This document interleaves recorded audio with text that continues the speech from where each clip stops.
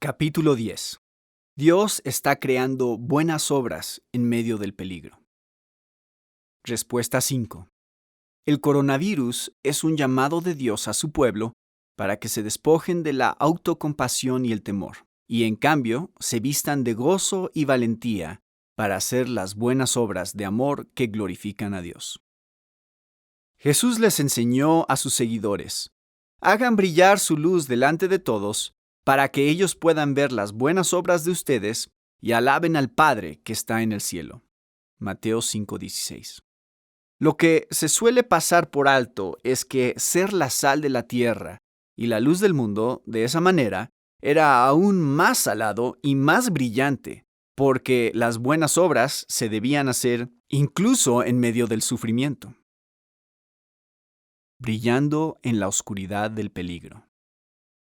Justo antes, Jesús había dicho: dichosos serán ustedes cuando por mi causa la gente los insulte, los persiga y levante contra ustedes toda clase de calumnias.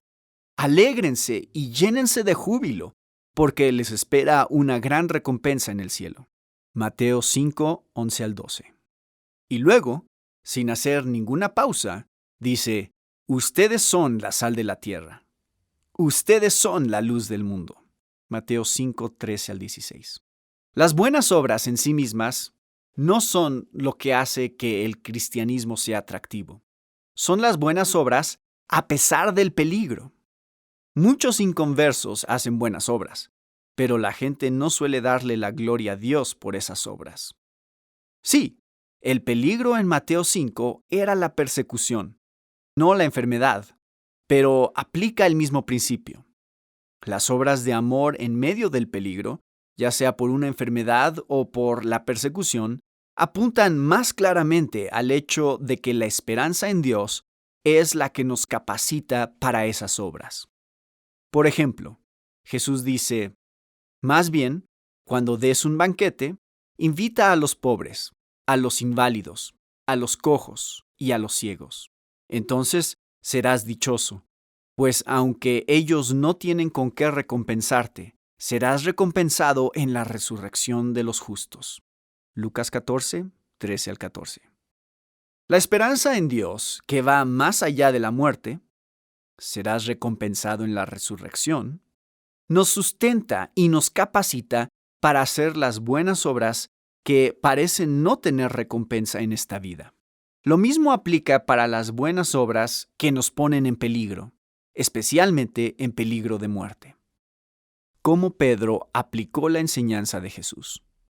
El apóstol Pedro, más que cualquier otro escritor del Nuevo Testamento, habla de la enseñanza particular de Jesús sobre las buenas obras. Mantengan entre los incrédulos una conducta tan ejemplar que, aunque los acusen de hacer el mal, ellos observen las buenas obras de ustedes y glorifiquen a Dios en el día de la salvación. Primera de Pedro 2:12.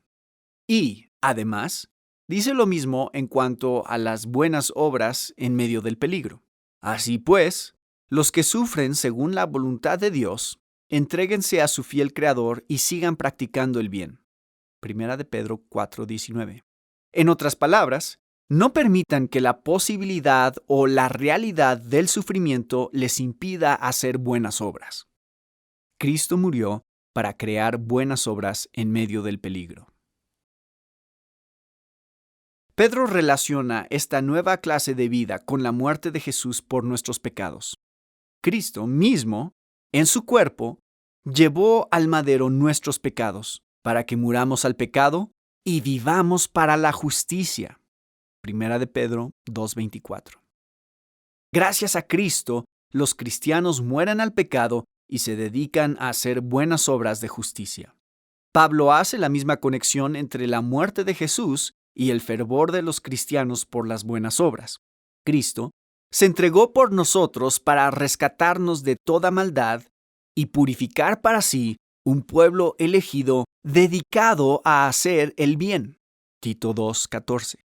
Además, señala claramente que estas buenas obras están dirigidas tanto a los cristianos como a los incrédulos.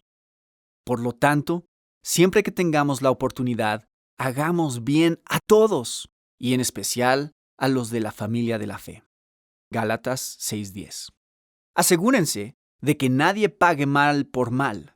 Más bien, esfuércense siempre por hacer el bien, no solo entre ustedes, sino a todos. Primera de Tesalonicenses 5:15. Cristo es exaltado cuando somos bondadosos a pesar del riesgo. La meta principal de Dios para su pueblo es que glorifiquemos su grandeza y exaltemos el valor de su Hijo, Jesucristo. Ya sea que coman o beban o hagan cualquier otra cosa, háganlo todo para la gloria de Dios. Primera de Corintios 10:31. Mi ardiente anhelo y esperanza es que, ya sea que yo viva o muera, Cristo será exaltado en mi cuerpo. Filipenses 1:20.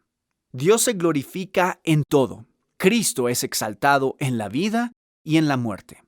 Este es el gran objetivo dado por Dios para los seres humanos. Por lo tanto, uno de los propósitos de Dios con el coronavirus es que su pueblo se despoje de la autocompasión y el temor y se dedique a hacer buenas obras en medio del peligro. Los cristianos deben enfocarse en las necesidades de otros, no en su propia comodidad. Deben enfocarse en el amor, no en su propia seguridad. Así es nuestro Salvador. Para eso murió. El ejemplo de la iglesia primitiva. En su libro The Triumph of Christianity, El triunfo del cristianismo, Rodney Stark señala que en los primeros siglos de la iglesia cristiana, el principio realmente revolucionario era que el amor y la caridad cristiana se debían extender más allá de los límites de la familia e incluso de los hermanos en la fe, para todos los que tuvieran necesidad. En los años 165 y 251 después de Cristo, cayeron dos grandes plagas sobre el Imperio Romano. En ese tiempo, la misericordia y el sacrificio no tenían un fundamento cultural ni religioso fuera de la iglesia cristiana. Se creía que a los dioses no les interesaban los asuntos humanos. La misericordia era vista como un defecto de carácter y la compasión como una emoción patológica, debido a que la misericordia implica dar una ayuda inmerecida. Decían que era contraria a la justicia.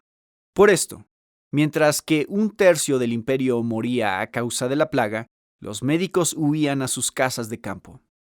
Los que tenían síntomas eran expulsados de las casas. Los sacerdotes abandonaban los templos. Pero Stark señala, los cristianos afirmaron tener respuestas y, sobre todo, realizaron acciones apropiadas. Las respuestas incluían el perdón de pecados por medio de Cristo y la esperanza de la vida eterna después de la muerte. Este era un mensaje precioso en una temporada de desamparo médico y total desesperanza. En cuanto a las acciones, hubo grandes cantidades de cristianos que cuidaban a los enfermos y moribundos. Hacia el fin de la segunda plaga, el obispo Dionisio de Alejandría escribió una carta elogiando a los miembros de su iglesia. La mayoría de nuestros hermanos mostraron amor y lealtad sin límites. Nunca escatimaron esfuerzos y solo pensaban en los demás. Ignorando el peligro, se encargaron de los enfermos, suplieron sus necesidades, les ministraron en Cristo y, junto con ellos, dejaron esta vida serena y alegremente, silenciando la ignorancia de los emperadores. Con el tiempo, este cuidado contracultural hacia los enfermos y los pobres, realizado por la gracia y el poder de Cristo, atrajo a muchas personas que estaban perdidas en el paganismo que les rodeaba.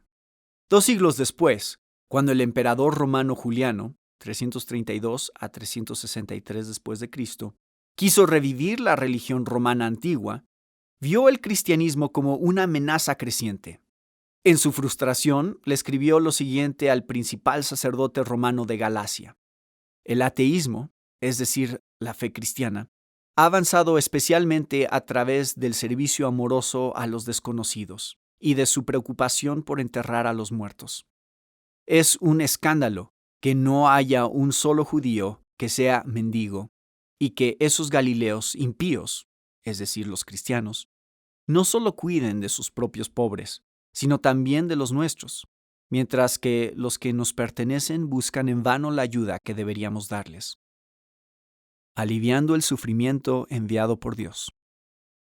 Ver el coronavirus como un acto de Dios no contradice el llamado a los cristianos a asumir riesgos para aliviar el sufrimiento que produce esta enfermedad.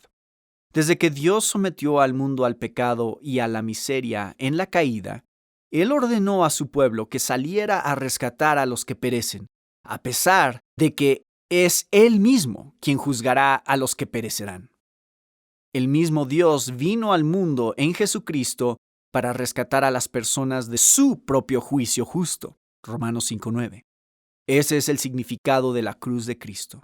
Por lo tanto, las buenas obras del pueblo de Dios incluyen las oraciones por la sanación de los enfermos y para que Dios refrene su mano, elimine la pandemia y provea una cura. Oramos por el coronavirus y trabajamos para aliviar el sufrimiento que produce.